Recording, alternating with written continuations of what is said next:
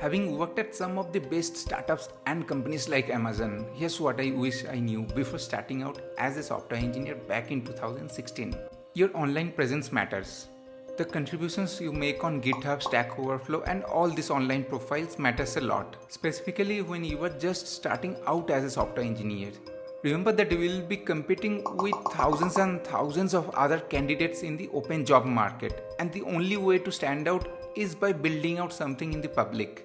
Leverage recruiting firms for scheduling your interviews. The way staffing and recruiting firms work is that they get a commission every time they get a candidate hired at a particular company. Since their earning depends on the matchmaking process between the candidate and the company, they are usually very hyperactive on platforms like LinkedIn. So go ahead, search for staffing and recruiting firms on LinkedIn and send a DM to anyone working in any such firm. Research before joining or interviewing.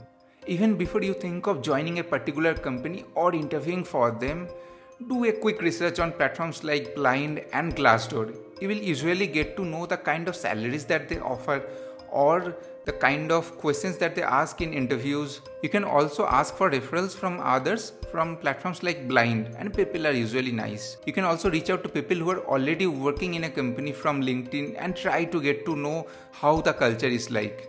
No offer in hand means you will be downgraded.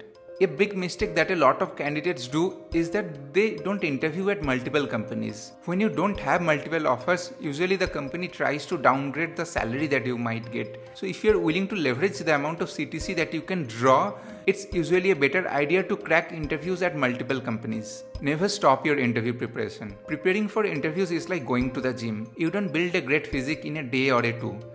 And the same is the case with interview preparation. Even if you have got into a job and you are not looking for a job, don't stop your interview preparations. Because when things go wrong or when things like layoff happen, usually the ones that are prepared the most find it easiest to crack interviews at other companies. Hard work isn't smart work. You must have heard this phrase a lot, but let me explain you how this works. If you're just working hard and never publishing out your content in a wider forum, then people won't recognize you. And when people don't recognize you, usually your career path becomes harder. If you have worked on something impactful, then publish the impact of the work that you did on forums like Slack, Microsoft Teams, and so on, whatever your company uses. Promotions aren't accidental. If you're willing to be promoted, make sure that you are already working as if you have been promoted. Generally, promotions don't come up as a surprise. Your manager and your colleagues should feel like you are already working on the next level, and that's when you should go ahead to your manager and talk about your promotion. Learn to say no. In most cases, people complain of burnouts early in their career, and the primary reason for that is that they never say no to anything.